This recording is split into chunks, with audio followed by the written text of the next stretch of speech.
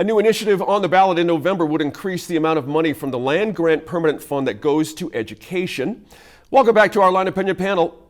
The initiative would increase its permanent fund distribution by 1.25%, with that money going toward early childhood education and an increase of funding for K through 12 schools. We have the money. Let's just start there. Wait, Sophie, is this an area to take advantage? I'm having this sense of deja vu. I feel like we talked about this a couple of months ago on this show, and I do still think, given where our school systems are, educational programs are nationwide, and what we know on a local level about the education that our kids are receiving, and of course, this is no smack against teachers, that seems clear to me that more funding is needed, and in particular, more funding that is directed toward the communities that participate in the Yazzie Martinez Supreme Court case. That this is part of our state's obligation to tribal communities and others. So it seems to me, my hope is that the electorate will say yes to this one. Hey, Michael, I want to read some of the specific language from the initiative, which states the extra money would go towards, quote, enhanced instruction for students at risk of failure, extending the school year, teacher compensation, and early childhood education. But we're talking about at least $125 million in pre-K and up to $75 million in K through 12 programs each year. That's a lot of money. And, how do you, again, we're going to the voters on this. Is this something the voters would support in your early take on this? Well, I don't know if the voters will support it or not. I think it's important that I'm glad it's being proposed. Let's put it that way. Okay. And of course, accountability, I think, would be one of my concerns. But I guess the thing I would say is that the populations that would be impacted and are referenced in terms of the Yazzie Martinez case, and when you look and this is based on my lived experience here in New Mexico and everything that I have done in terms of public health and New Mexico, in terms of poverty rates, in terms of all the negative measures, social economic measures in New Mexico, Indians consistently come out at the bottom. And that's no accident.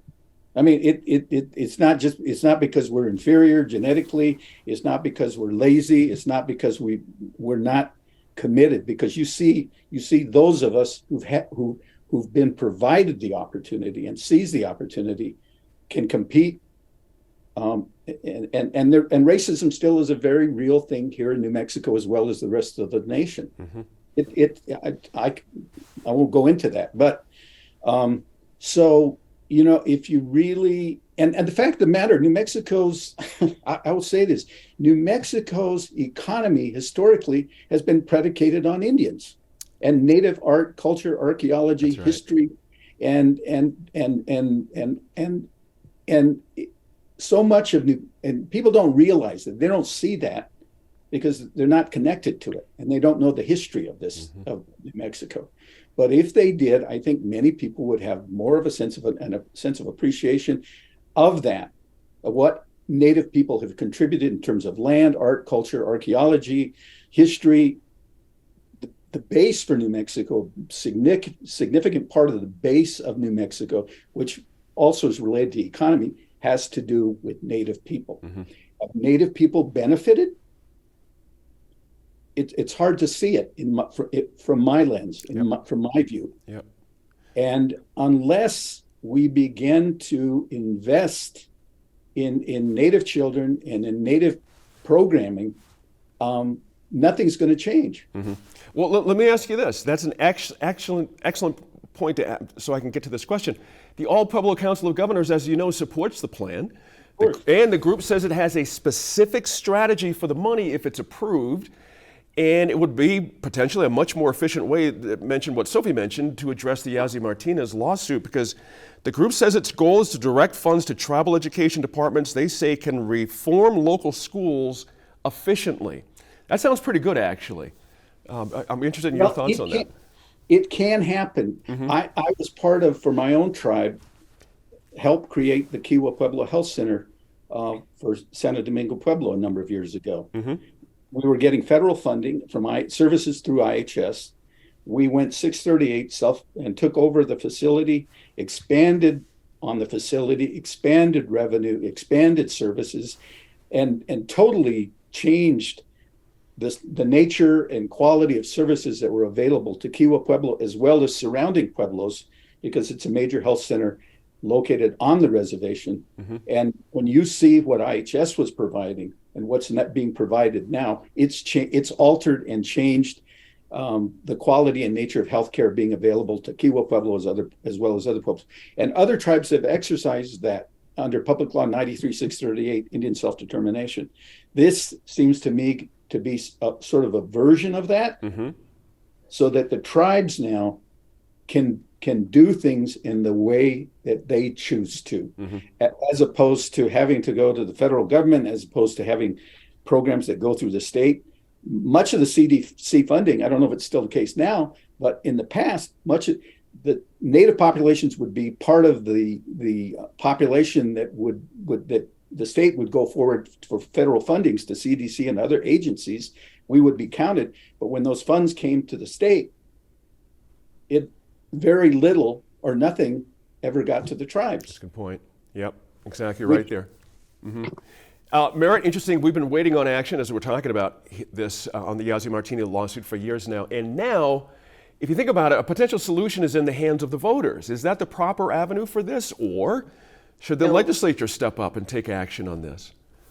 This is absolutely not the way to do it. Mm-hmm. The legislature should step up. PED should step up. Mm-hmm. This is a way to pass the buck to the voters with money that comes from someplace else. First of all, the majority of this goes to early childhood. We have an early childhood investment fund already that's making more money than anybody ever thought was going to happen. That's a lot of money. What happened to that? That's right. And I would go to Michael's point about accountability. There's not enough in the ballot initiative to really put any teeth in it where it's going to go. If it's allocated by school district, APS is going to get most of it.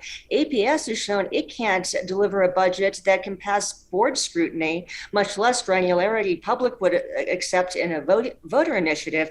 I think the goals are absolutely appropriate. Mm-hmm. I think the mechanism is not. Mm-hmm. I mean, you heard earlier, Merritt, I mentioned the 4 little bullet points that the administration wants to address. But I have to say, again, we're talking about $200 million a year.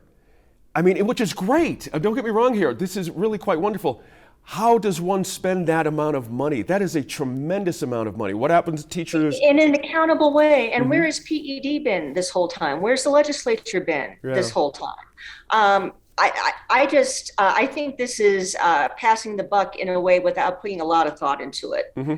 And just finding a new pot of money and putting it on the voters to come up with it. I don't like this at all. Mm-hmm. Sophie, the previously mentioned PED, State Public Education Department, released its draft plan, as you know, to address the Yazzie Martini lawsuit earlier this year.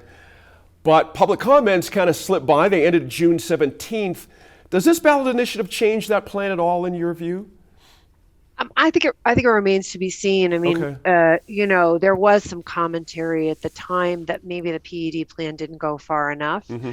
And so, will they view this as an opportunity for sort of a multiplicative effect or I think it's just going to depend on the outcomes. And let's face it, this path through the ballot initiative is not a short one. Mm-hmm.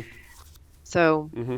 Sophie, the goals see here, what I got to throw this in, Sophie, the goal, a 15% increase in graduation rates and increased reading and math proficiency by 50% for the groups identified in the lawsuit by 2025. And goals are important, but a lot of education advocates. Isn't it? That's right. Yeah. That's interesting, isn't it? Really but you got to fast. have something. Yeah. It's important to have goals, but I think it is equally important to have goals that are achievable within your grasp. And Right. that 50% in particular, that is a fast timeline for that. Now, I am not an educator. I'm not working in that particular arena. I'm not an expert in that arena, but from outside, given the timeline. That feels really quick to me. We'll have to see where Merritt's Point stands on this too. A lot of folks are not crazy about ballot initiatives for big money, so we'll see what happens here. This could be very interesting. Thanks again to our Line panel as always. This week, be sure to let us know what you think about any of the topics the Line covered on our Facebook, Twitter, or Instagram pages.